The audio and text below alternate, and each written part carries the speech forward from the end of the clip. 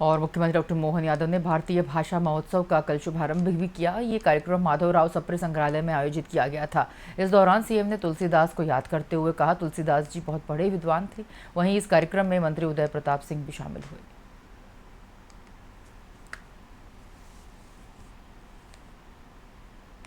कुछ लोग ऐसे होते हैं जिनका जीवन ही अपने आप में अलग ही लाइन की धारा पकड़ता है। कभी कभी जिस बात को लेकर हम यहाँ इकट्ठा हुए हैं, भारतीय भाषा महोत्सव का शुभारंभ और भारतीय भाषा में हिंदी भाषा से संबंध जोड़ने की बात है। तो ऐसा कहते हैं कि जिसका कुल अच्छा उसका पुत्र अच्छा। कुल से पुत्र पुत्री की पहचान होती है। अब हिंदी की बात करेंगे तो हिंदी का कुल किससे जुड़ेगा?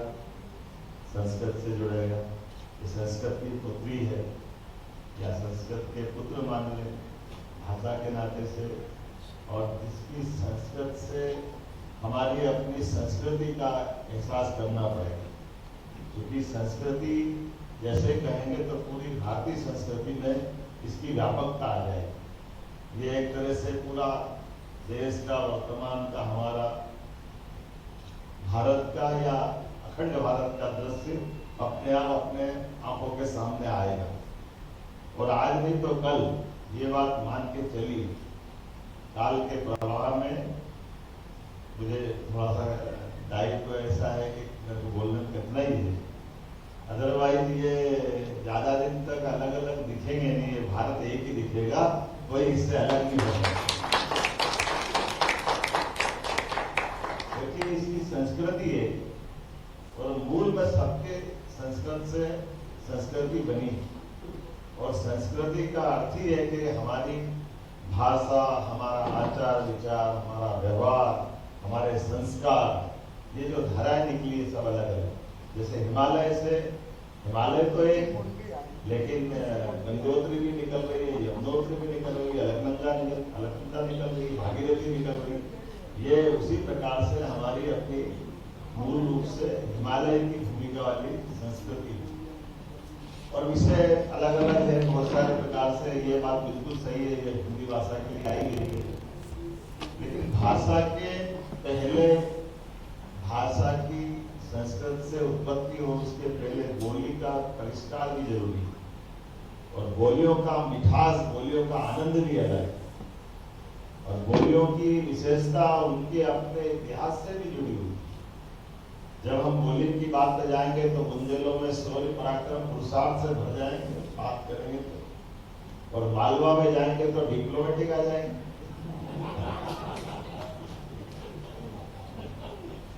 मैं उसका भी तर्क देने की कोशिश करता हूँ।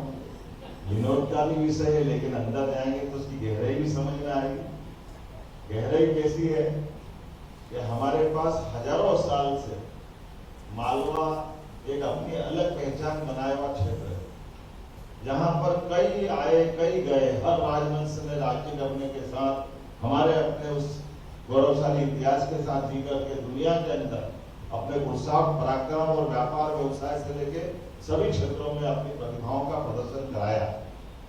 तो भाषा में पकड़ में भी नहीं आना चाहिए। बोले भी सही और क्या बोले ये तो वही जाने। और कूटनीतिक भाषा जैसे होती है, तो जैसे बोली बोलेंगे मालवी में, तो आप खाना खाओगे, अब खाओगे नहीं खाओ तुम्हारी इच्छा। नहीं बोला, आपको कहा खाना खाना है, खाना खाना है। अब खाना खाना अगर हिंदी में बोल दो तो खाना ही है, तो पक्का हो गया। लेकिन मालवी लोग बहुत कुशलता से बोले, आओ नहीं जाओ नहीं, बुलाना दिया तो आओगे कि नहीं आओगे। अब उसमें न मिले लोग जोड़ रहे हैं। आपके उस भावार्थ को, शब्दार्थ को, दोनों को अलग अलग करके देखना पड़े, बहुत सावधानी के साथ। तो जिसको जिधर शब्द पकड़ना है, न सब चीज में है, लेकिन न का महत्व कहाँ है और कहाँ नहीं है, ये बोली की खूबसूरती से हमको एहसास करा।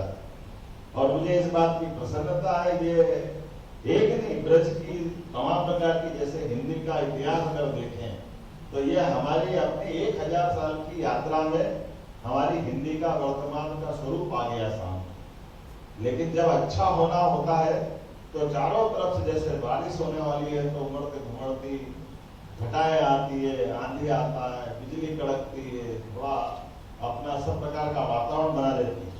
और हिंदी की राष्ट्रभाषा के रूप में मान्यता दिलाने के लिए 19 शताब्दी से जो एक संचलन धारा बहने लगी अलग अलग प्रकार से, और 20वीं शताब्दी में जब चारों तरफ से, कहाँ से आपने बाल गंगाधर तिलक की बात कही है, इधर रविन्द्रनाथ टैगोर की भाषा का अनुवाद नहीं होता तो हम वर्तमान में रविन्द्रनाथ टैगोर जी की रचनाओं से कैसे बाकी को परिचित करा।